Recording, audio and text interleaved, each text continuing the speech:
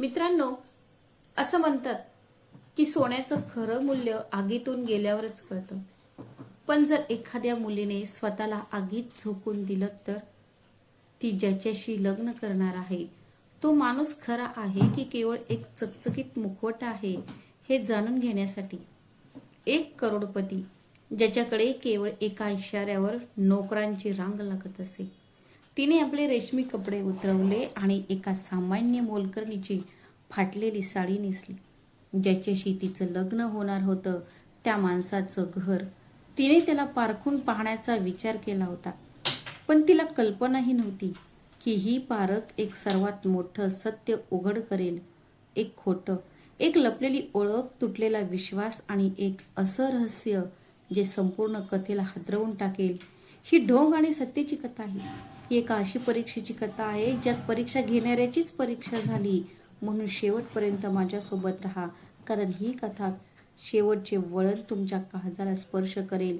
मी तुमची लाडकी. आणि ही कथा एका करोडपती मुलीची, जी आपल्या होणाऱ्या नवऱ्याला भेटण्यासाठी मोलकरीण असल्याचे भासवते. मी त्याची माहिती घेण्यासाठी त्याच्या घरी आले. मुंबईतील सर्वात उंच इमारतींपैकी एका इमारतीचा 45वा मजला. त्याच्या काचेच्या भिंतीच्या पलीकडे संपूर्ण शहर ते एका चमकत्या नकाशासारखं पसरलं होतं. आणि त्या आरशासमोर उभी होती अनन्या मेहरा. अनन्या मेहरा बिल्डर्स अँड डेव्हलपर्सचे एकमेव वारसदार. त्यांचे वडील वीरेंद्र मेहरा हे एका शहरात अपरिचित नाव होते. जमिनीच्या तुकड्यांचे गगनचुंबी इमारतींमध्ये रूपांतर करणे हेच तर ते होते. त्यांच्या कामाची हीच ओळख होती. पण अनन्या केवळ एका श्रीमंत वडिलांची मुलगी नव्हती.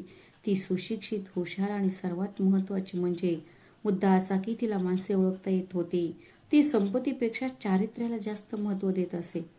ती म्हणायची की पैसा म्हणजे केवळ माती आहे, पण खरी संपत्ती हातात असते. हा मानवी स्वभाव आहे. त्या संध्याकाळी अनन्या तिच्या बाल्कनीत उभी होती, पण तिचे मन शहराच्या दिव्यांवर नव्हते, तर तिच्या मनात घोळणाऱ्या वादळावर होते. ती गोंधळली होती, कारण काही दिवसांपूर्वीच तिच्या वडिलांनी तिच्या आयुष्यातील सर्वात मोठा निर्णय जाहीर केला होता.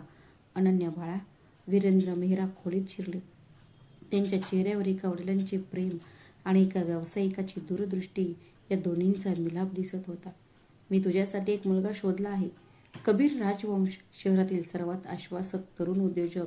इतक्या लहान वयात त्याने जे यश मिळवलं आहे ते मोठमोठे उद्योजक सुद्धा मिळवू शकत नाहीत. अनन्या हळूच वळून तिच्या वडिलांकडे बघितले. बाबा, मी कबीरला ओळखतही नाही आणि तुम्ही मला त्याच्याशी लग्न करायला सांगताय. लोक म्हणतात की तो खूप चांगला माणूस आहे. या शहरात त्याच्या प्रामाणिकपणाचं उदाहरण दिलं जातं. अनन्या क्षणभर गप्प राहिली. मग ती म्हणाली, बाबा, लोक अनेक गोष्टी बोलू शकतात, पण यशस्वी व्यावसायिक असणे आणि एक चांगला माणूस असणे या दोन वेगळ्या गोष्टी आहेत. मला त्याच्या बँक बॅलन्ससाठी त्याच्याशी लग्न करायचे नाही. मला माझं उरलेलं आयुष्य त्या व्यक्तीसोबत घालवायचं आहे आणि मी त्याला ओळखतही नाही. वीरेंद्रजींनी आपल्या मुलीच्या डोक्यावर प्रेमाने हात ठेवला. म्हणून त्याला ओळखून घे बाळा, त्याला भेट, त्याच्याशी बोल. पण अनन्येच्या मनात काहीतरी वेगळेच होते. एक असा विचार जो तिने कोणाला सांगितला असता तर लोक तिला वेडी म्हटले असते. तिला माहीत होतं की जर ती अनन्या मेहरा म्हणून कबीरला भेटली तर तिला त्याचा खरा चेहरा कधीच दिसणार नाही. त्याला एका लक्षाधीशाच्या मुलीसमोर प्रत्येक आव्हानाला सामोरे जावे लागणार होते. माणसे फक्त त्यांचे खरे स्वरूप दाखवतात. मुखवट्यामागील खरा चेहरा पाहण्यासाठी स्वतःचाच एक मुखवटा काढावा लागतो. त्या रात्री अनन्या तिने निर्णय घेतला. एक धाडसी, थोडासा वेडसर आणि अत्यंत धोकादायक निर्णय. दुसऱ्या दिवशी सकाळी अनन्याच्या खोलीत एक वेगळेच दृश्य होते. तिने तिच्या कपाटातून सर्वात महागडे कपडे काढून बाजूला ठेवले. तिच्या लाखो रुपयांच्या हिऱ्यांच्या अंगठ्या, सोन्याच्या बांगड्या आणि घड्याळे हे सर्व तिजोरीत बंद करून ठेवले. मग तिने तिच्या एका माजी दासीकडून घेतलेली एक जुनी, थोडी फाटलेली सुती साडी नेसली. तिचे रेशमी केस अंबाड्यात बांधले. तिने साधी पोनीटेल बांधली होती. तिच्या चेहऱ्यावर कोणतेही मेकअप नव्हता, केवळ एक साधेपणा जो तिच्या डोळ्यातील खोली अधिकच खुलवत होता. आरशासमोर उभी राहून तिने स्वतःकडे पाहिले.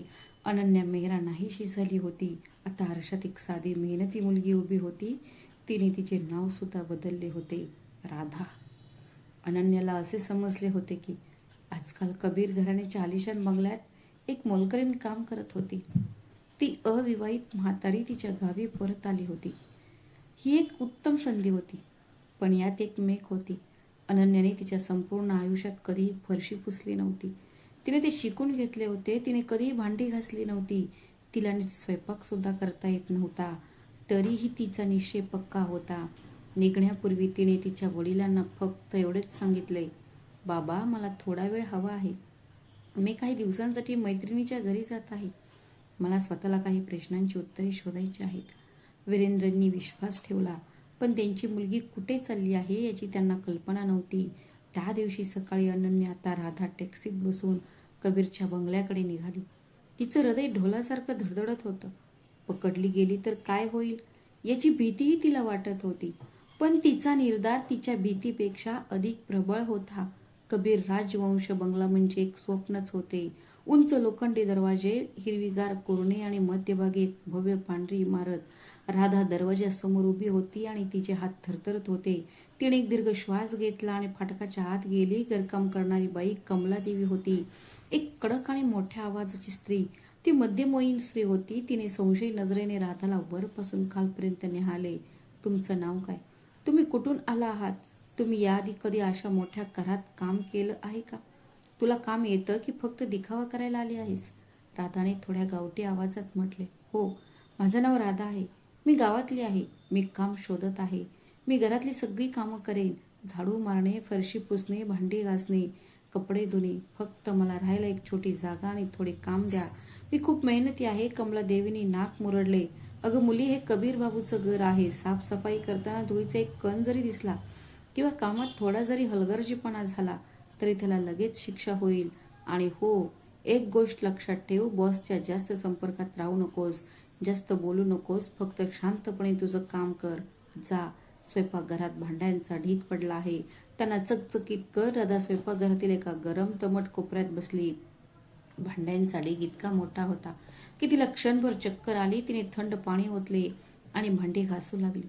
तिचे कोमल तळवे तीव्रतेने जळत होते. तिचे हात नेहमी महागड्या लोशनने माखलेले आणि मखमली. तिला हातमोजे घालण्याची सवय होती, पण आता या खडबडीत कामामुळे ते तिला घासले जाऊ लागले होते. एका क्षणासाठी अनन्याला हार मानून पळून जावेसे वाटले, पण मग तिने स्वतःला सावरले. मी डोळे मिटून स्वतःशीच म्हणाले, अनन्या, तू इथे का आली आहेस? ज्या व्यक्तीसोबत तू तुझं संपूर्ण आयुष्य घालवणार आहेस त्याच्यापर्यंत तुला पोहोचायचं आहे. जरी हे थोडंसं असलं तरी. जर तिला थोडासा मत्सरही सहन होत नसेल तर ती आयुष्याचे निर्णय कसे घेणार? आणि ती पुन्हा भांडी घासू लागली. प्रत्येक भांड्यागणिक तिचे धैर्य वाढत होते. दुपारची वेळ होती. राधा स्वयंपाकघराच्या खिडकीच्या पडद्यावरून बाहेर पाहत होती. तेव्हा बंगल्याच्या वरांड्यासमोर एक गाडी येऊन थांबली. तो माणूस खाली उतरला. तो कबीर राजवंश होता. उंच, सावळा आणि त्याच्या चेहऱ्यावर गंभीर, भावशून्य हावभाव होते. त्याच्या चालण्यात आत्मविश्वास होता, पण त्याचबरोबर अहंकारही होता. राधा त्याच्याकडे एकटक पाहत होती. हा तोच माणूस होता ज्याच्यासाठी तिने इतके टोकाचे पाऊल उचलले होते. मग एक अशी घटना घडली ज्यामुळे राधाचे संपूर्ण आयुष्य बदलून गेले. त्या गोष्टीने तिचे लक्ष वेधून घेतले. तो घरातील सर्वात वयस्कर नोकर होता, हरिया काका. वृद्ध, अशक्त पण अत्यंत निष्ठावान. तो कबीरसाठी एका ग्लासात पाणी आणि इतर खाद्यपदार्थ घेऊन येत होते. ते फरशीवर पडले. ट्रेवर एक महागडी काचेची फुलदाणी ठेवली होती. ती खाली पडून फुटली. कबीरचा मौल्यवान मोबाईल फोनही फरशीवर पडला. ते पडून त्याचे तुकडे झाले. हे काय केलंस? कमलादेवी विजेच्या वेगाने धावत आल्या आणि किंचाळल्या. हरिया, तुझा मेंदू शेण खातो का? या फुलदाणीची किंमत किती होती हे तुला माहीत आहे का? आणि साहेबांच्या फोनचं? तुमच्या 7 पिढ्या मिळून सुद्धा त्याचे पैसे देऊ शकणार नाहीत. इथून चालते व्हा, आत्ताच्या आत्ता. वृद्ध हरिया काका थरथरू लागले. काचेच्या तुकड्यांनी त्यांचे हात खरचटले होते आणि त्यांचे डोळे असहाय्यतेच्या अश्रूने भरले होते. मला माफ करा. माझ्याकडून खूप मोठी चूक झाली. माझा हात अचानक सुन्न झाला. मी गरीब माणूस आहे. एवढे पैसे कुठून आणणार? राधाला वाटले की कबीरचा राग, खरा राग ज्वालामुखीसारखा उसळेल. तिने श्वास रोखून धरला. खिडकीतून आणखी बाहेर वाकली आणि कबीरच्या चेहऱ्याकडे पाहू लागली. हीच खरी परीक्षा होती. कबीर जवळ आला. त्याने खाली विखुरलेल्या काचेच्या तुकड्यांकडे पाहिले. मग त्याने हरिया काकांच्या चेहऱ्याकडे पाहिले, जो भीतीने फिकट पडला होता. शांत व्हा कमलाजी. कबीरचा आवाज मृदू होता, पण त्यात एक प्रकारचा जोर होता. खूप गोंगाट आहे. मग तो खाली वाकला आणि हरिया काकांचा हात हातात घेतला. त्याने काचेमुळे रक्तबंबाळ झालेला हात पकडला. काका, फुलदाणी फुटली आहे. कोणीही मेलं नाही. आणि बघा, तुमच्या हाताला रक्त येतंय, कबीर म्हणाला. त्याने कमलादेवीकडे पाहिले. तुम्ही फोन आणि फुलदाणीबद्दल काळजी करत आहात आणि मला काकांचं रक्त दिसतंय. ताबडतोब प्रथमोपचार किट घेऊन या, नाहीतर त्यामुळे जंतुसंसर्ग होईल. कमलादेवींना धक्का बसला, पण त्या गुपचूप प्रथमोपचार किट आणायला गेल्या. कबीरने स्वतः हरिया काकांना सोफ्यावर बसायला मदत केली. त्याने रुमालाने त्यांच्या जखमा पुसल्या. काका, तुम्ही 2 दिवस काहीही काम करणार नाही. शांतपणे विश्रांती घ्या आणि या फुलदाणी आणि फोनचं ही फुलदाणी डोक्यातून काढून टाका. मला ती तशी आवडली नव्हती. हे सगळं ऐकून राधा थक्क झाली. खरंच कोणी इतकं श्रीमंत, इतकं शक्तिशाली असू शकतं का? एखादा माणूस एका सामान्य नोकराच्या बाबतीत इतका संवेदनशील असू शकतो का? कबीरबद्दल तिच्या मनात आदराची एक खोल भावना दाटून आली. तिने विचार केला, कदाचित तिचा अंदाज चुकला होता. कदाचित कबीर खरोखरच एक चांगला माणूस असेल. पण ही शांतता क्षणिक ठरली. त्याच संध्याकाळी बंगल्यात शांतता पसरू लागताच राधा कबीरच्या अभ्यासिकेजवळून धूळ झटकण्याचे नाटक करत जात होती. तेवढ्यात तिला खोलीतून कबीरचा आवाज ऐकू आला. पण हा तो दुपारचा कबीरचा आवाज नव्हता. हा आवाज बर्फासारखा थंड आणि दगडासारखा कठोर होता. कबीर फोनवर कोणाशी तरी बोलत होता. मला कोणतेही पण किंवा जर तर ऐकायचे नाही. शहराबाहेरची ती वस्ती, शांतीनगर, ती जागा मला रिकामी करून हवी आहे. याच आठवड्यात राधाची पावले अगदी तिथेच होती. तो स्तब्ध झाली. ते स्वतःहून निघून जाणार नाहीत म्हणून त्यांच्यावर दबाव टाका. सगळ्या प्रकारचा दबाव टाका. त्यांची वीज कापा, त्यांचा पाणी पुरवठा बंद करा. त्यांना खूप काही द्या. त्यांना इतके घाबरवा की ते पळून जातील. त्या जमिनीमुळे माझा कोट्यावधी रुपयांचा प्रकल्प रखडला आहे. काही झोपडपट्टीवासियांमुळे मी माझी मालमत्ता गमावत आहे. मी कोणताही अपमान सहन करणार नाही. राधाच्या हातातून झाडू जवळजवळ खाली पडलाच होता. ती भिंतीला टेकून दगडासारखी तिथेच गोटून गेली. हा तोच माणूस होता का जो काही तासांपासून तिथे होता? आधी आपल्या हातातून एका नोकराचं रक्त वाहताना पाहून तो वितळत होता आणि आता तो शेकडो गरीब कुटुंबांना रस्त्यावर फेकून देण्याबद्दल बोलत होता. त्यांना रस्त्यावर झोपावं लागो किंवा भुकेने मरावं लागो, मला काही फरक पडत नाही. कबीरच्या आवाजात मृदतेचा लवलेशही नव्हता. मला फक्त माझं काम आणि माझा नफा हवा आहे. या आठवड्याच्या अखेरपर्यंत ती जागा मोकळी झाली पाहिजे. बस. फोन ठेवला गेला. राधाच्या मनात वादळ उसळले होते. तिच्या डोळ्यात आदराची ज्वाला पेटत होती. आता तिला समजले, कबीरला 2 चेहरे आहेत. एक चेहरा त्याच्या कुटुंबाचा, त्याच्या निष्ठावान अनुयायांमधील आहे, एक मसीहासारखी व्यक्ती, आणि दुसरी बाजू तो खरा चेहरा जो बाहेरील जगासाठी एका निर्दयी, लोभी आणि हृदयशून्य व्यापाऱ्याचा आहे. राधा जड पावलाने आपल्या लहानशा खोलीत परत आली. त्या रात्री तिला झोप लागली नाही. एकीकडे कबीरचा सहानुभूतीपूर्ण स्पर्श होता, तर दुसरीकडे तो फोन होता. एक भयानक धोका. तिने आपली छोटी डायरी बाहेर काढली आणि त्यात लिहिले, परीक्षेची आग आता आणखी तीव्रतेने पेटेल. जे दिसते ते नेहमीच खरे नसते आणि कडू सत्य अनेकदा अंधारातच समोर येते. कबीर घराणे, मी तुमचा खरा चेहरा नक्कीच ओळखेन. पुढचे काही दिवस राधासाठी अत्यंत गोंधळाचे होते. दररोज ती कबीरकडे बारकाईने पाहत असे आणि प्रत्येक दिवशी तिला एक वेगळाच कबीर दिसत असे. एके सकाळी राधाने पाहिले, हरिया काकांची नात आजारी होती. कबीरने गुपचूप आपल्या ड्रायव्हरला शहरातील सर्वोत्तम रुग्णालयात तिच्यावर उपचार करण्यासाठी पाठवले. कोणाला सांगितलं सुद्धा नाही. पण त्याच दिवशी दुपारी राधा वरांडा साफ करत असताना तिने कबीरला एका माणसावर ओरडताना ऐकलं, मला त्याचे परिणाम नकोत. आम्हाला त्याची गरज आहे, सबबीचींची नाही. शांतीनगर अजून रिकाम का झालं नाही? राधा गोंधळून गेली. एकाच व्यक्तीमध्ये इतका दयाळूपणा आणि इतकी कठोरता, ते एकत्र कसे राहू शकतात? एके संध्याकाळी कबीर बागेत एकटा बसला होता. राधा त्याच्यासाठी चहा घेऊन आली. कबीरने चहा घेतला आणि अचानक विचारले, राधा, तुला तुझ्या गावाची आठवण येते का?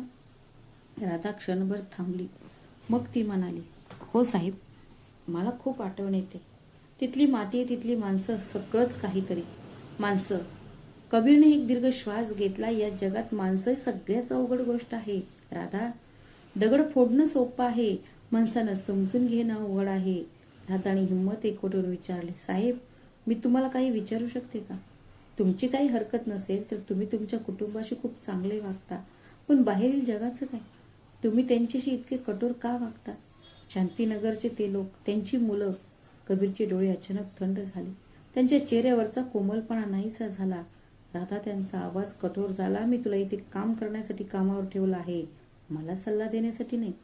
व्यवसाय आणि भावना वेगळ्या ठेवायला शिक, नाहीतर या जगात तू चिरडली जाशील. जा तुझं काम कर. राधा शांतपणे निघून गेली. पण तिच्या मनात एक प्रश्न अधिकच गडद झाला. त्या रात्री तिने तिच्या डायरीत लिहिले, जेव्हा जेव्हा मी त्या वसाहतीबद्दल बोलते तेव्हा कबीर बदलतो. जणू काही त्या बोलण्यात वेदना आहे. हा केवळ लोभ नाही, यामागे अजून काहीतरी आहे. मला त्या अजून काहीतरी पर्यंत पोहोचायचं आहे. एके दिवशी कबीरच्या बंगल्यात एक मोठी पार्टी आयोजित करण्यात आली होती. शहरातील प्रमुख बांधकाम व्यावसायिक, राजकारणी आणि प्रभावशील व्यक्ती उपस्थित राहतील अशी अपेक्षा होती. एके संध्याकाळी अशा पार्ट्यांची शान असलेली राधा आज हातात ट्रे घेऊन तिथे उपस्थित होती. ती पाहुण्यांना सरबत देत असताना तिच्या लक्षात आले की कबीर त्याच लोकांमध्ये बसला होता ज्यांच्याकडे तिने अनन्या मेहरा असताना तिरस्काराने पाहिले होते. हे ते लोक होते ज्यांनी गरिबीच्या जमिनी बळकावून आपली तिजोरी भरली. बिशन ठाकूर नावाचा एक लठ्ठ ओबाड धोबड दिसणारा बांधकाम व्यावसायिक दारू विकायचा. आपला ग्लास उंचावत तो म्हणाला, कबीर, मी ऐकलंय की शांतीनगरचे लोक अजूनही आपल्या मतावर ठाम आहेत. जर पोलीस मदत करू शकत नसतील तर मला कळव, मी माझ्या काही माणसांना पाठवून देईन. एका रात्री सगळं काही ठीक होईल. कबीर हसला. काळजी करू नका बिशनजी, मी व्यवस्था केली आहे. लवकरच तिथे एकही झोपडी शिल्लक राहणार नाही. व्यवसायासाठी काही त्याग करावेच लागतील. राधाच्या हातातले ताट थरथरले. तिच्या काळजात धस्स झाले. पण तिचा निश्चय पक्का होता. आज ती हे रहस्य उघड करणारच होती. रात्र अधिकच गडद होत होती. पार्टीतील गोंगाट हळूहळू कमी होत होता. राधाच्या लक्षात आले की कबीरचा अभ्यास कक्ष उघडा होता आणि कबीर पाहुण्यांसोबत बसला होता. तो बाहेर लॉनवर कामात व्यस्त होता. राधाच्या हृदयाची धडधड वाढली होती. तिने आजूबाजूला पाहिले आणि मग हळूच अभ्यासिकेत शिरली. टेबलावर फायलींचा ढीग होता. राधा थरथरत्या हाताने फायली चाळू लागली. मग तिची नजर शांतीनगर पुनर्विकास प्रकल्प नावाच्या फायलीवर पडली. राधाने ती फाईल उघडली आणि आत जे पाहिले ते पाहून ती थक्क झाली. फाईलमध्ये शांतीनगरमधील सर्व रहिवाशांची यादी होती. नावापुढे एक रक्कम लिहिलेली होती, पण ती त्यांच्या झोपड्यांच्या किमतीपेक्षा कित्येक पटीने जास्त होती. राधाला हे कळत नव्हते. जर कबीर तो लोकांना बेघर करत असेल तर तो त्यांना एवढ्या मोठ्या रकमेचे आश्वासन का देत आहे? त्याने ती फाईल अधिक बारकाईने वाचली आणि मग फाईलच्या शेवटी तिला आणखी एक गोष्ट दिसली. एक दस्तऐवज सापडला. एक गुप्त दस्तऐवज. ती एका ट्रस्टची कागदपत्रे होती. त्या ट्रस्टचे नाव होते सरला राजवंश मेमोरियल ट्रस्ट. राधाने ते वाचले. हा ट्रस्ट कबीरचा आहे. त्याचे नाव दिवंगत सरला राजवंश यांच्या दिवंगत आईच्या नावावरून ठेवण्यात आले होते. दस्तऐवजात असे नमूद केले होते की शांतीनगरच्या जमिनीवर बांधल्या जाणाऱ्या कोणत्याही इमारतीची 60% मालकी मालकाची असेल. रहिवाशांना मोफत कायमस्वरूपी घरे दिली जातील. प्रकल्पाच्या नफ्याचा मोठा भाग मुलांच्या शिक्षणासाठी आणि वैद्यकीय उपचारांसाठी वापरला जाईल. राधाच्या हृदयाची धडधड वाढू लागली. म्हणजे कबीर त्या लोकांना बेघर करत नव्हता. त्यांना त्यांच्या झोपड्यांमधून बाहेर काढून कायमची घरे द्यायची होती. पण मग तो फोनवरून तशा धमक्या का देत होता? भीषण ठाकूर सारख्या लोकांसमोर तो खलनायकासारखा का वागत होता? राधाने फाईलकडे पाहिले. पुढे वाचा आणि कागदाच्या आणखी एका तुकड्याने कुड उघडले. कबीरचे व्यावसायिक भागीदार भीषण ठाकूर आणि मंडळाचे इतर काही सदस्य शांतीनगरचे होते. त्यांना त्या जमिनीवर गरिबांसाठी घरे नव्हे तर एक अलिशान शॉपिंग मॉल आणि कॅसिनो बांधायचा होता. जर कबीरने उघडपणे गरिबांना मदत केली असती तर या लोकांना त्याला फटकारले असते, त्याला कंपनीतून काढून टाकले असते. म्हणून कबीरने एक धोकादायक खेळ खेळला. त्याने जगासमोर स्वतःला एक निर्दयी बांधकाम व्यावसायिक म्हणून सादर केले, जेणेकरून भीषण ठाकूर सारखे लोक काळजी करू नकोस आणि पडद्याआड गुपचूपपणे तो स्वतःच आपल्या आईच्या नावावरील ट्रस्टच्या माध्यमातून स्वतःच्या पैशाने गरिबांसाठी घरे बांधत होता. राधाच्या डोळ्यात पाणी तरळले. तिला आपली चूक लक्षात आली. केवळ त्याच्या तेजावर शंका आल्यामुळे तिने एक हिरा चिखलात फेकून दिला होता. पण मग अभ्यासिकेचा दरवाजा उघडला आणि कबीर आत आला. कबीरने राधाला तिच्या फाईल सोबत पाहिले आणि तो स्तब्ध झाला. तिच्या डोळ्यात राग आणि आश्चर्य एकत्र मिसळले होते. राधा, तू इथे माझ्या फाईल सोबत काय करत आहेस? मी तुला या गोष्टींपासून दूर राहायला सांगितले होते. राधा हळू आवाजात म्हणाली. तिने फाईल टेबलावर ठेवली आणि कबीरकडे वळली. आता तिच्या डोळ्यात कोणताही संशय नव्हता, त्यात एक अव्यक्त आदर होता. साहेब, तुम्ही हे सगळं कशासाठी करत आहात? खरंच का? संपूर्ण जग तुम्हाला शाप देत आहे. लोकांना वाटतं की तुम्ही हृदयशून्य आहे आणि तुम्ही त्या गरीब लोकांसाठी गुपचूपपणे एवढा मोठा त्याग करत आहे. कबीर क्षणभर शांत राहिला. मग त्याने एक दीर्घ थकलेला श्वास घेतला आणि तो खुर्चीत बसला. राधा, सत्य खूप महाग असतं. जर मी आज त्यांना उघडपणे सांगितलं तर, जर मी लोकांना पाठिंबा दिला असता तर भीषण ठाकूर सारख्या गिधडांनी त्यांना हिसकावून घेतले असते. त्यांनी त्यांची जमीन बळकावून तिथे त्यांचे कॅसिनो उभारले असते. मी त्यांच्यासारखं वागायला नको होतं. मला त्यांच्यापैकी एक व्हावं लागलं, त्यांच्यात राहून, त्यांची भाषा बोलून, जेणेकरून मी या दुर्बळांना वाचवू शकेन. कबीरने राधाकडे पाहिले. पण तू तर एक मोलकरी नाहीस. तू माझ्या फायली का उकरून काढत आहेस? तुला या सगळ्याची काय पर्वा आहे? राधाला वाटलं की आता सत्य सांगण्याची वेळ आली आहे. ती या सगळ्याला कंटाळली होती. ती कबीरकडे गेली आणि म्हणाली, कारण मी एक सामान्य मोलकरीण नाही कबीर. हो, आणि मी फक्त इथे कामासाठी आली नाही. कबीरने तिच्याकडे आश्चर्याने पाहिले. माझं नाव राधा नाही. तिचा आवाज थरथरत होता. माझं नाव अनन्या मेहरा आहे. वीरेंद्र मेहरा यांची मुलगी. लग्न ठरलंय? कबीरच्या हातातून पाण्याचा ग्लास निसटून जमिनीवर पडला. खोलीत एक भयानक शांतता पसरली. कबीरच्या डोळ्यात एक भाव चमकून गेला. भीती, राग आणि विश्वासघाताची संमिश्र भावना होती. अनन्या मेहरा. कबीरचा आवाज थरथरत होता. म्हणजे तू माझी परीक्षा घेतली? तू माझ्या डोळ्यांदेखत घरात महिने नाटक रचलंस. मी माझ्या आयुष्यातील सर्वात मोठी लढाई लढत असताना तू माझी परीक्षा घेतलीस. तुझा माझ्यावर इतकाही विश्वास नव्हता. अनन्याने त्याचा हात धरण्याचा प्रयत्न केला.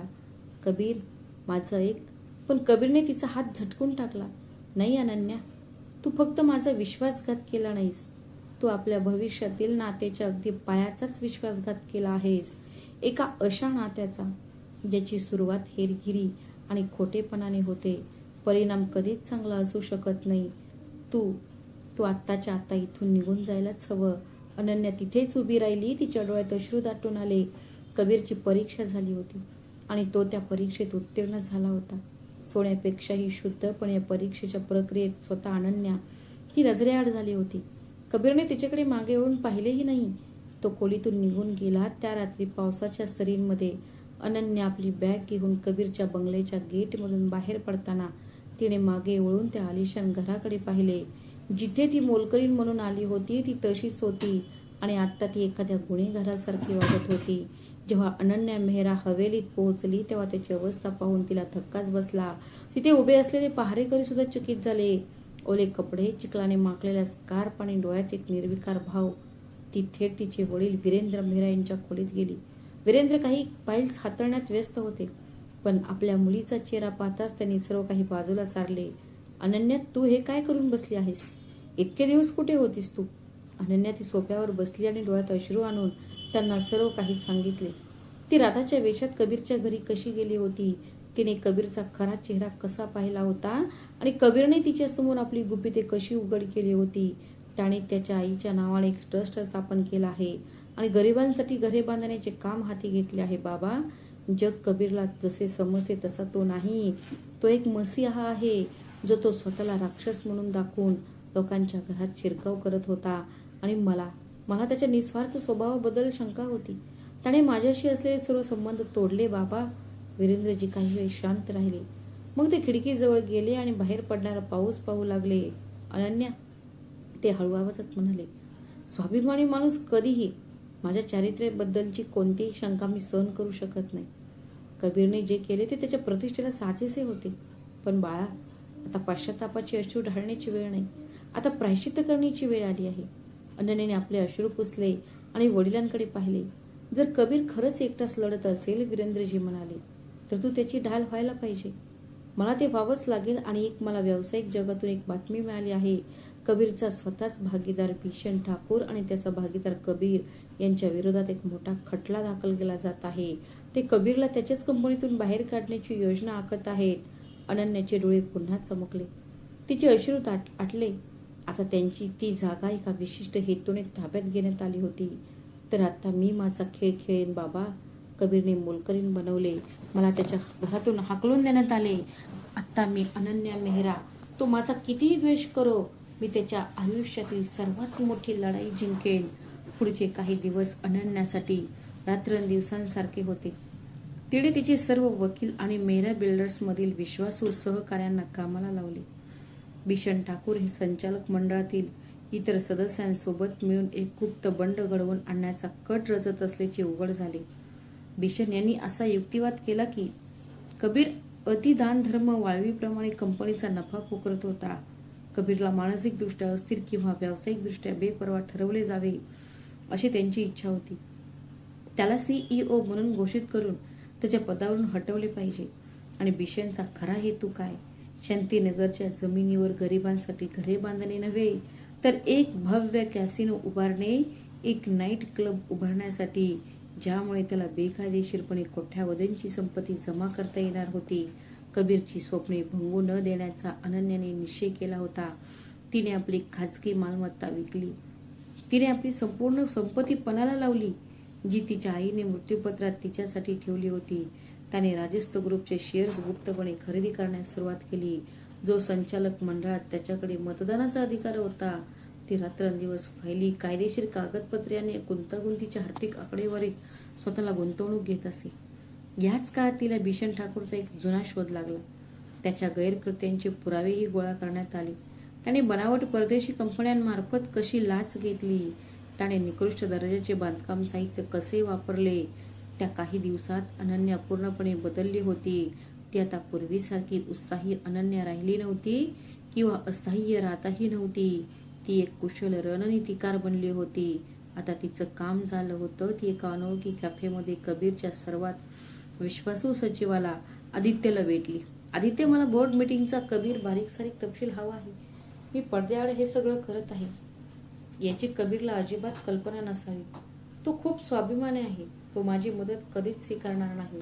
ते रागाच्या भरात मला तिथेच कामावरून काढून टाकू शकतात. आदित्यने होकारार्थी मान हलवली. अनन्याजी, कबीर सरांनी मला अनेकदा नोकरीपेक्षा जास्त एक कुटुंबासारखं प्रेम दिलं आहे. त्यांच्यासाठी मी काही करेन. फक्त मला तुमची रणनीती सांगा. तो महत्वाचा दिवस अखेर आला. डायनॅस्टी कॉर्पोरेशनचे संचालक मंडळ खोलीत इतकी गाढ शांतता होती की भिंतीवरच्या घड्याळाचा टिकटिक आवाज सुद्धा एखाद्या टकटक आवाजासारखा वाटत होता. कबीर टेबलाच्या एका टोकाला बसला होता. त्याचा चेहरा एक विचित्र शांत उदासी होती. सर्वस्व गमावल्यानंतर अनेकदा मिळणारी शांती. भीषण ठाकूर दुसऱ्या बाजूला बसून आपल्या विजयावर स्वतःशीच हसत होता. कबीर, भीषण म्हणाला, या आरोपांवर तुझ्याकडे काहीच उत्तर नाही. तू कंपनीचे लाखो रुपये अशा तडजोडीवर वाया घालवले आहेस, जी व्यावसायिक दृष्ट्या आमच्या तडजोडीच्या जवळची आहे. त्याचा काही उपयोग नाही.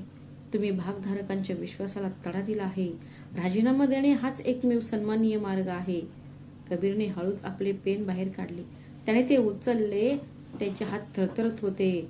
त्याने राजीनाम्याच्या कागदपत्राकडे पाहिले आणि मग बोर्डरूमचा दरवाजा सटकन उघडला. आत अनन्या मेहरा होती. ती आत आली. तिच्या एक हातात एक काळी ब्रीफकेस होती. सत्यासाठी उभ्या राहणाऱ्या व्यक्तीमध्येच दिसणारी चमक तिच्या डोळ्यात होती. आणि तिच्या मागे 2 वकील. कबीरने आश्चर्याने तिच्याकडे पाहिले. कबीरजी, राजीनामा देणार नाहीत? अनन्याचा आवाज बोर्ड रूमच्या उंच भिंतीवर आदळून घुमला. राजीनामा? भीषण ठाकूर राजीनामा देतील. आणि केवळ राजीनामाच नाही, भीषण ठाकूर तुरुंगात जातील. मंडळाचे सर्व सदस्य आपापल्या खुर्च्यांवरून उठले. अनन्या मेहरा, ही घ्या तुमची. काय काम? भीषण ओरडला. ही आमच्या कंपनीची अंतर्गत बाब आहे. अनन्याने टेबलावर एक जाड कापड ठेवले. फैलीवर जोरात टीका करण्यात आली. भीषणची राजवंश कॉर्पोरेशनचे 21% शेअर्स आता मेहरा बिल्डर्स आणि माझ्या मालकीचे आहेत. एक प्रमुख भागदार म्हणून मला अधिकार आहे की तुम्हाला बैठकीत बसून निर्णय घेण्याचा पूर्ण अधिकार आहे. तिने आपली ब्रीफकेस उघडली आणि गेल्या 5 वर्षात तुम्ही कसे वागला आहात याचे माझ्याकडे ठोस पुरावे आहेत. तुम्ही कंपनीचा निधी तुमच्या स्वतःच्या बनावट कंपन्यांकडे कसा वळवला, तुम्ही परदेशी खात्यांमध्ये काळा पैसा कसा जमा केला, आणि शांतीनगरमधील आग ज्या घटनेत 2 झोपड्या जळाल्या त्यामागचे तुमचे भाडोत्री गुंड होते. माझ्याकडे त्यांचे रेकॉर्ड सुद्धा आहेत. अनन्याने प्रोजेक्टर चालू केला. भीषण ठाकूरची सर्व काळी कृत्ये पडद्यावर एक एक करून उलगडू लागली. तोपर्यंत भीषणच्या तालावर नाचणारे संचालक मंडळाचे सदस्य अचानक ते त्यांच्या खुर्च्यांमध्येच आकुंचन पावले. त्यांना समजले होते कबीर कंपनीची प्रतिष्ठा वाचवत होता आणि भीषण आतूनच तिची झीज करत होता. संचालक मंडळाच्या खोलीबाहेर अनन्याच्या सांगण्यावरून वीरेंद्र मेहरा यांनी पाठवलेले पोलिसांचे एक पथक आधीच तैनात करण्यात आले होते. भीषण ठाकूर यांना फसवणूक आणि कट रचल्याच्या आरोपाखाली अटक करण्यात आली. जातानाही तो ओरडत आणि धमक्या देत राहिला, पण आता त्याच्या आवाजात काहीच जोर नव्हता. बैठक संपली होती. बैठकीची खोली हळूहळू रिकामी झाली. जड पडदे भेदत खिडकीतून सूर्याचा एक सोनेरी किरण आत आला. कबीर आपल्या खुर्चीत निश्चल बसला होता. तीच मुलगी त्याच्या समोर उभी होती, जिने तिचा विश्वासघात केला होता आणि जो आज त्याचा सर्वात मोठा संरक्षक म्हणून पुढे आली होती. तू तू हे सगळं का केलंस अनन्या? कबीरच्या आवाजात आश्चर्य होते. मी तुला सांगितलं होतं की मला तुझा चेहरा सुद्धा बघायचा नाही. अनन्या त्याच्या जवळ सरकली, पण तो आदरपूर्वक अंतर राखले. कबीरच्या आत्मसन्मानासाठी आवश्यक असलेले अंतर. कबीरजी, हा काही उपकार नव्हता, ही एका चुकीची दुरुस्ती होती. अनन्याने तुमच्याकडून शिकलेले पहिले ऋण नुकतेच फेडले आहे. प्रामाणिकपणा आणि त्यागाची भावना. तुम्ही मला तुमच्या आईच्या आठवणी दिल्या आहेत. तिचे वडिलोपार्जित दागिने मी एका वसतीवर सर्वस्वपणाला लावले आहे. मी फक्त माझ्या ताकदीचा थोडासा भाग दाखवला आहे. अनन्याने तिच्या फायली गोळा केल्या आणि वळून गेली. आता तुमची कंपनी आणि तुमचं गरिबीचं स्वप्न दोघेही सुरक्षित आहेत आणि आता मी तुमच्या आयुष्यातून कायमचं सोडून जात आहे. कारण मला माहीत आहे, माझा चेहरा तुम्हाला त्या फसवणुकीची नेहमीच आठवण करून देईल. मी तुम्हाला याची आठवण करून देईन. मी दरवाजाकडे वळली आणि मग कबीर अचानक उभा राहिला. त्याने हात पुढे करून अनन्याचं मनगट पकडला. त्याचा आवाजात आता तो जुना कडवटपणा नव्हता. त्याच्या जागी एक खोल शांतता होती. थांब अनन्या. अनन्या स्तब्ध झाली. तुला खरंच वाटतं का की फक्त एक कंपनी आणि एक खुर्ची वाचवणं पुरेसं आहे का? कबीर म्हणाला. भीषण गेल्यापासून हा प्रकल्प आणखीनच अवघड झाला आहे. त्या झोपडपट्टीत राहणाऱ्या लोकांना फक्त गरज आहे छप्पर नाही, तर एक नवं आयुष्य, एक नवा आदर. आणि मला नाही वाटत की मी तुमच्याशिवाय हे अवघड एक काम एकटा करू शकेन. कबीर थेटपणे म्हणाला. मी अनन्याच्या डोळ्यात पाहिले. मी एक गोष्ट म्हटले होते की खोट्यावर आधारित नात्याचा शेवट चांगला होत नाही. पण आजकाल मी आणि मला सत्य कळलं आहे अनन्या, आपलं नातं खोट्यावर आधारलेलं नव्हतं. ते माझ्याबद्दल तुला जे सत्य जाणून घ्यायचं होतं त्याच्या शोधावर आधारलेलं होतं. तुला माझ्याबद्दल जे सत्य जाणून घ्यायचे होते, तू कदाचित खोटेपणाचा मार्ग निवडला असशील, पण अंतिम ध्येय नेहमीच सत्य होते. अनन्याच्या डोळ्यात पाणी तरळाले. अनन्या, तू माझ्यासोबत काम करशील का? सिंगाण्या ग्रुपमध्ये भागीदार म्हणून नाही, पण त्याच राधासोबत. तीच जिने हरिया काकांच्या जखमा बऱ्या करण्यासाठी आपल्या हातांच्या कोमलतेचा त्याग केला. तीच अनन्या जिने माझा जीव वाचवण्यासाठी आपल्या हातांचा त्याग केला. एक क्षणही वाया न घालवता अनन्याने कबीरचा हात घट्ट धरला. हा हात धरण्याचा प्रकार केवळ एक व्यावसायिक औपचारिकता होती. ही तडजोड नव्हती. हा दोन तुटलेल्या विश्वासांचा पुनर्संचय होता. भीषण ठाकूर यांच्या अटकेने उद्योग विश्वात खळबळ उडवून दिली होती, पण हे ती केवळ एका लढाईची समाप्ती होती, संपूर्ण युद्धाची नव्हे. मंडळाचे काही सदस्य जे अजूनही गुप्तपणे भीषणचे समर्थक होते, त्यांनी कबीरच्या शांतीनगर प्रकल्पाला विरोध केला. त्यांनी त्याला आतूनच संपवण्याचा कट रचायला सुरुवात केली. एका कडक दुपारी कबीर बांधकाम सुरू असलेल्या ठिकाणी पोहोचला. त्याच्या कपाळावर चिंतेच्या खोल रेषा उमटल्या होत्या. अनन्या, ती तिथे कामगारांच्या जेवणाची व्यवस्था पाहत होती. ती आता रोज सकाळी 5 वाजता उठायची, तिची आलिशान गाडी सोडून द्यायची आणि एका साध्या जीपमधून कामाच्या ठिकाणी पोहोचायची. कबीरने अनन्याला बाजूला नेले आणि म्हणाला, अनन्या, आपल्यासमोर एक मोठी समस्या आहे. ज्या बँकेने आपल्याला या प्रकल्पासाठी पैसे देण्याचे वचन दिले होते, ती बँक अचानक मागे हटली. भीषणच्या बाहेर बसलेल्या लोकांनी बाजारात अफवा पसरवली आहे की आमचा प्रकल्प बुडणारे जहाज आहे. अनन्याने कबीरच्या दिशेने थंड पाण्याचा ग्लास पुढे केला. तिचा आवाज शांत होता. कबीर, हे तर होणारच होतं. भीषणसारखे लोक तुरुंगाच्या गजा आडूनही स्वतःचा बचाव करू शकतात. त्यांना विष कसे पसरवायचे हे माहीत आहे. निधी अभावी बांधकाम थांबावे, लोकांनी आम्हाला सोडून जावे आणि आम्ही हार मानावी अशी त्यांची इच्छा आहे. पण त्यांना कदाचित सत्य माहीत नाही. आता तुम्हाला ते दिसत आहे. या लढ्यात आपण एकटे नाही आहोत. तिने थेट कबीरच्या डोळ्यात पाहिले. जर बँकाने आम्हाला पैसे दिले नाहीत, तर आम्ही थेट जनतेकडे जाऊ. आम्ही सार्वजनिक रोख्यांच्या माध्यमातून निधी गोळा करू. ज्या व्यक्तीचे हेतू अगदी स्पष्ट असतात लोक त्यांच्यावर विश्वास ठेवतात. जर पुरवठादार आम्हाला पुरवठा करण्यास घाबरत असतील तर आम्ही छोट्या शहरांमधील लहान उद्योजकांसोबत काम करू. आम्ही या प्रकल्पाला देशातील सर्वात टिकाऊ आणि शाश्वत बनवू. आम्ही प्रामाणिक गृहनिर्माण प्रकल्प उभारू. कबीर अनन्याचा दुर्दम्य उत्साह पाहत होता. त्याच्या मनातील तीच खेळकर अनन्या आज एक ती योद्धा बनली होती. राधा अनन्या म्हणून तुम्ही शिकलेला साधेपण आणि संघर्ष हीच आज तुमची सर्वात मोठी ताकद बनली आहे. पण आव्हान फक्त इतकेच नाही. हे फक्त व्यवसायापुरते मर्यादित नव्हते. भीषणची माणसे शांतीनगर झोपडपट्टीतही अफवा पसरत होते. कबीर तू हे फ्लॅट्स भाड्याने घेऊ नकोस असे सांगून ते लोकांना भडकवत होते. तो तुला इथे राहू देणार नाही. तो तुला शहरापासून 50 किलोमीटर दूर असलेल्या कचऱ्याच्या ढिगाऱ्यात फेकून देईल. एके संध्याकाळी जेव्हा कबीर आणि अनन्या झोपडीत एका खुल्या सभेला उपस्थित होते तेव्हा वातावरण अत्यंत तणावपूर्ण होते. काही तरुण हातात काटे आणि दगड घेऊन उभे होते. आम्हाला तुमच्यासारख्या श्रीमंत लोकांवर विश्वास नाही, एक तरुण ओरडला. तुम्हाला आम्हाला इथून हलवून मॉल बांधायचा आहे. हा सगळं एक नाटक आहे. त्याने कबीरच्या दिशेने दगड उचलला. सुरक्षा कर्मचाऱ्यांनी कबीरला अटक केली. त्यांनी त्यांना घेरले होते पण अनन्याने त्यांना हातवारे करून दूर केले. ती निर्भयपणे मायक्रोफोन समोर उभी राहिली आणि त्या संतप्त लोकांच्या डोळ्यात थेट पाहिले. तुम्ही माझ्यावर शंका घेण्याचा प्रत्येकाला हक्क आहे. अनन्याच्या आवाजात एक विलक्षण खोलपणा होता ज्यामुळे सगळा गोंगाट शांत झाला. पण तुम्ही त्या व्यक्तीवर विश्वास ठेवू शकता का? तुमच्या मुलांचा वीज आणि पाणी पुरवठा खंडित होऊ नये म्हणून ज्याने आपल्या आईचे वडिलोपार्जित दागिने गहाण ठेवले त्याला तुम्ही इतक्या लवकर विसरलात का? गर्दीतून विचारले गेले. तिथे एक गोंधळ उडाला आणि मी अनन्याने आपल्या साडीचा पदर किंचित वर उचलला ज्यामुळे तिचे तळहात दिसले ज्यावर अजूनही भांडी घासण्याच्या खुणा होत्या. मी तुमच्यात राहिली आहे राधा म्हणून. मी भांडी सुद्धा घासली आहेत. मी अगदी तुमच्यासारखंच आयुष्य जगले आहे. तुम्हाला वाटतं का की तुमची राधा तुम्हाला कधी बेघर करेल? ती कोणते पाप करणार आहे? अचानक गावात शांतता पसरली. गर्दीतील अनेकांनी एकमेकांकडे पाहिले. त्यांच्यातील काहींनी त्यांना राधाला ओळखले. तीच मुलगी जी काही महिन्यांपूर्वी त्यांच्या वस्तीत येऊन त्यांच्या मुलांसोबत खेळली होती. हळूहळू काट्या पडू लागल्या. दगड जमिनीवर पडले तेवढ्यात हरिया काका गर्दीतून बाहेर आले. त्यांनी कबीर आणि अनन्याच्या डोक्यावर हात ठेवले आणि मेघ गर्जनेच्या आवाजात म्हणाले, ही मुलं खोटं बोलत नाहीयेत. मी कबीर बाबूंची तळमळ पाहिली आहे जी त्यांना फक्त त्यांच्या प्रियजनांसाठीच वाटते. भीषणचे जे लोक आज तुम्हाला चिथावणी देत आहेत ते उद्या तुमच्यासाठी किड्यांसारखे असतील. कोळ्यांना वाटले की मी या मुलांसोबत आहे आणि जो कोणी त्यांच्यासोबत असतो तो सत्यासोबत असतो. समाजाचा विश्वास जिंकणे हाच कबीर आणि अनन्याचा सर्वात मोठा बोध आहे.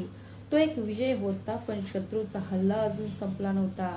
भीषणच्या माणसाने आता अनन्याला वैयक्तिकरित्या लक्ष्य करण्याचे ठरवले. त्यांना वाटले की जर अनन्याला प्रोजेक्टमधून काढले तर कबीर पूर्णपणे खचून जाईल आणि प्रोजेक्ट सोडून देईल.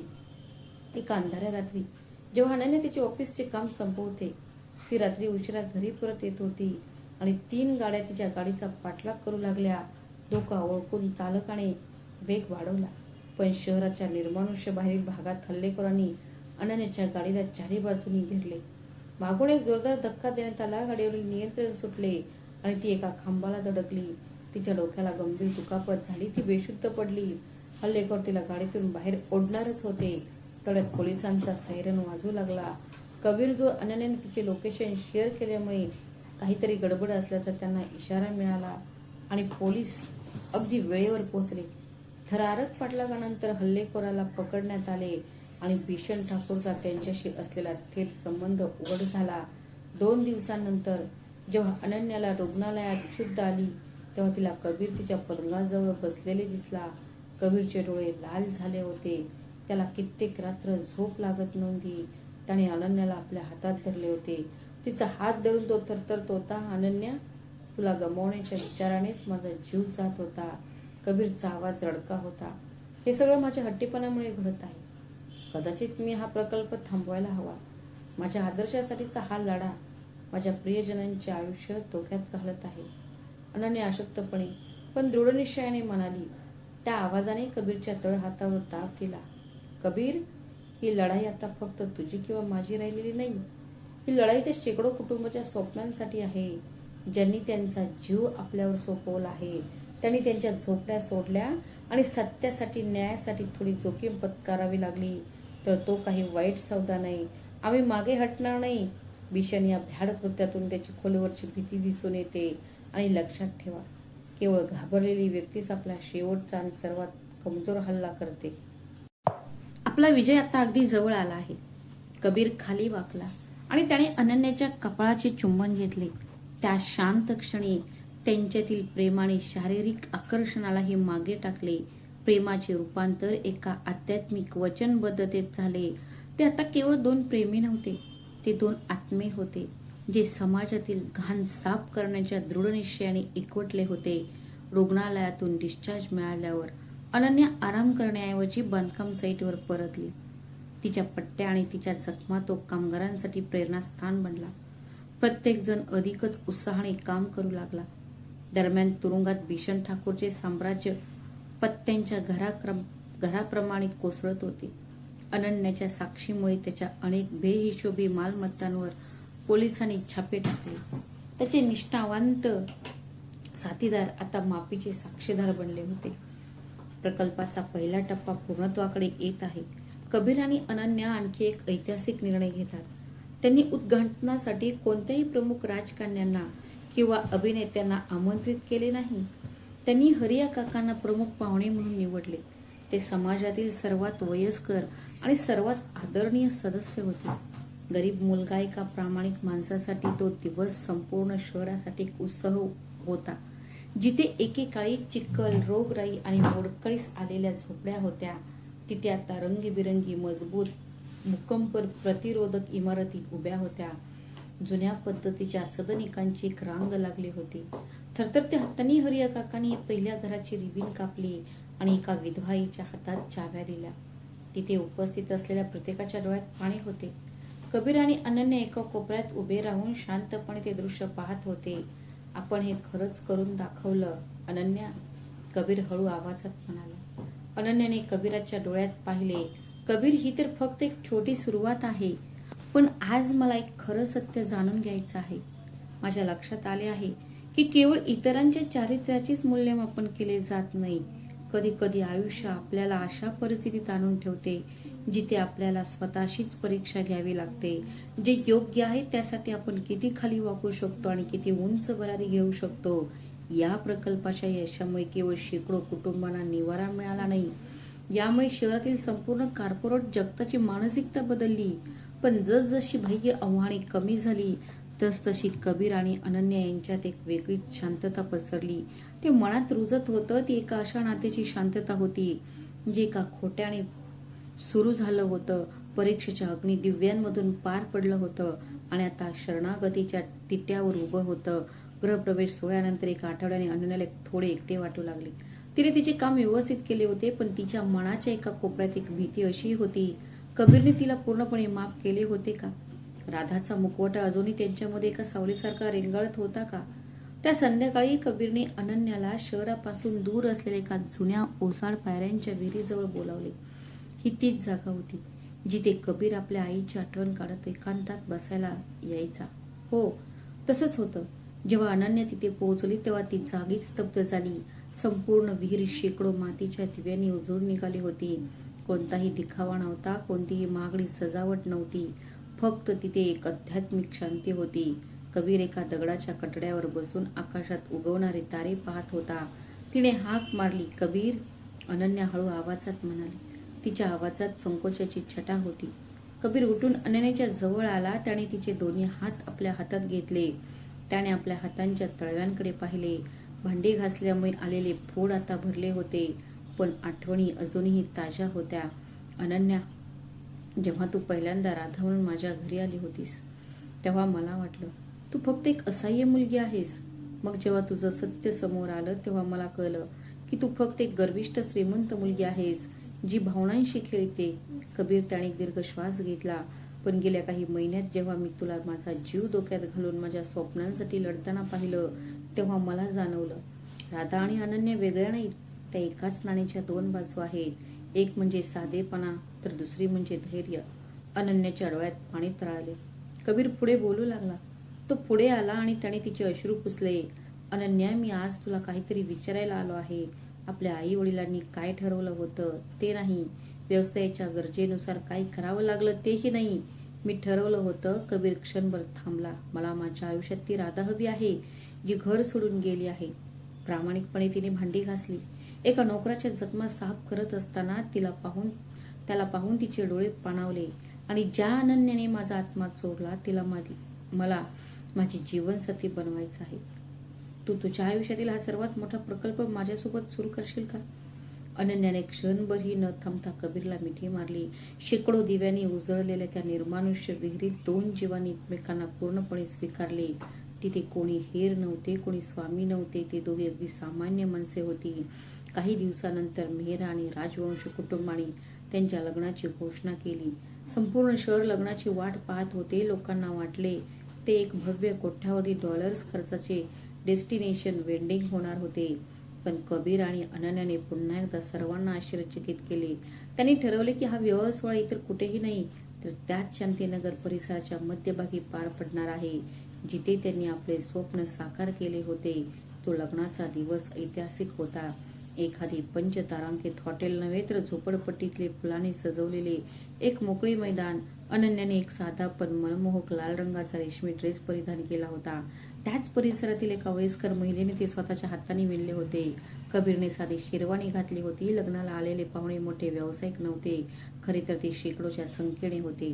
ती कुटुंबे होती ज्यांच्यासाठी कबीर आणि अनन्याने सर्वस्व पणाला लावले होते. जशी प्रदक्षिणा सुरू झाली तसे आजूबाजूच्या लोकांच्या घोषणा आणि जयघोष गमू लागले. वातावरणात प्रार्थनेचे पडसाद उमटत होते. कन्यादान सोहळ्यात हरिया काका अनन्याच्या वडिलांसोबत होते. ते दृश्य पाहून प्रत्येकाच्या डोळ्यात अश्रू आले. लग्नानंतर कबीर आणि अनन्या यांनी एक मोठी घोषणा केली. त्यांनी त्यांच्या वैयक्तिक संपत्तीचा एक मोठा हिस्सा सरला राजवंश फाउंडेशनला दान केला आहे, जी संस्था आता केवळ एक धर्मदायी संस्था म्हणून कार्यरत आहे. देशभरातील गरिबांसाठी केवळ घरेच नव्हे तर शाळा आणि रुग्णालय देखील बांधली आहेत. जातील वर्षे लोटली. राजवंश मेहरा ते साम्राज्य आता देशातील सर्वात मोठे आणि सर्वात प्रतिष्ठित व्यापारी घराणे बनले होते. पण कबीर आणि अनन्या मात्र तसेच राहिले होते. ते आजही प्रत्येक रविवारी त्याच ठिकाणी एकत्र जमत असत. तो शहरातील झोपडपट्ट्यांमध्ये जायचा, लोकांसोबत बसायचा, मुलांसोबत खेळायचा. त्याला एक लहान मुलगा होता ज्याचे नाव त्याने विवान ठेवले होते. अनन्या त्याला अनेकदा भेटायला जायची. ती तीच गोष्ट सांगायची, कशी तिची आई एकदा राधाचे सोंग घेऊन तिच्या वडिलांच्या घरी गेली होती आणि कसा एका असत्यातून सत्याच्या सर्वात सुंदर उदाहरणाचा जन्म झाला होता. एका रात्री त्यांच्या लग्नाच्या वाढदिवसानिमित्त कबीर आणि अनन्या त्याच जुन्या पायऱ्यांच्या विहिरीपाशी परत गेले. चंद्राचा प्रकाश पसरलेला होता. कबीरने अनन्याचा हात धरला आणि म्हणाला, अनन्या, मला कधी कधी वाटतं जर तू ती टेस्ट केली नसतीस तर आज आपण इथे असतो का? कदाचित आपलं नातं औपचारिक झालं असतं, जिथे प्रेमापेक्षा तडजोडच जास्त झाली असती. अनन्या हसली. ती परीक्षा कठीण होती कबीर, पण त्या आगीने आपल्यातल्या सगळ्या खोटेपणाला जाळून राख केलं. त्या आगीने ते सोन्यासारखं शुद्ध प्रेम होतं ते सिद्ध झालं. मी तुझी परीक्षा घेतली, पण खरं तर त्या परीक्षेने मला पूर्णपणे बदलून टाकलं. कबीरने अनन्याला त्याच्या जवळ ओढले. तुझं बरोबर होतं. आयुष्य ही एक सतत चालणारी प्रक्रिया आहे. विटांचं घर कोणीही बांधू शकतं, पण विश्वासाचं घर बांधायला खूप मेहनत लागते. यासाठी आयुष्यभर वेळ लागतो आणि मला आनंद आहे की माझं घर तुझ्यामुळे उभं राहिलं आहे. दूर क्षितिजावर सूर्य उगवण्याची तयारी करत होता. एक नवी सकाळ, एक नवी सुरुवात. दृढ निश्चय. कबीर आणि अनन्यांनी सिद्ध करून दाखवले की जिथे सत्य आणि करुणा यांचा संगम होतो तिथे अशक्य गोष्ट ही शक्य होते. तर मित्रांनो, ही होती अनन्या आणि कबीरची गोष्ट. एका अशा मुलीची गोष्ट जिने आपल्या होणाऱ्या नवऱ्याची परीक्षा घेण्यासाठी स्वतःला आगीत झोकून दिले. आणि ही गोष्ट आहे एका अशा माणसाची जो जगासमोर राक्षस म्हणला, केवळ पडद्यामागे देवदूत म्हणून राहता यावे म्हणून. या गोष्टीने आपल्याला काय शिकवले? तुम्ही आम्हाला काय शिकवले? आपण हेच शिकतो की जे आपल्याला दिसते ते नेहमीच खरे नसते आणि सत्य शोधण्यासाठी कधी कधी आपल्याला स्वतःचे परीक्षण करावे लागते. प्रेम फक्त कोणातरी व्यक्तीमध्येच मिळू शकते. मित्रांनो, प्रेम म्हणजे फक्त घेणे नव्हे, प्रेम म्हणजे एकमेकांच्या योग्यतेचे बनणे. जर या कथेने तुमच्या हृदयाला स्पर्श केला असेल तर कृपया तुमच्या प्रियजनांसाठी याला लाईक करा. ज्यांना अशा कथा आवडतात त्यांच्यासोबत शेअर करा. आणि जर तुम्ही अजून चॅनलला सबस्क्राईब केले नसेल तर आत्ताच सबस्क्राईब करा. श्री स्वामी समर्थ. धन्यवाद.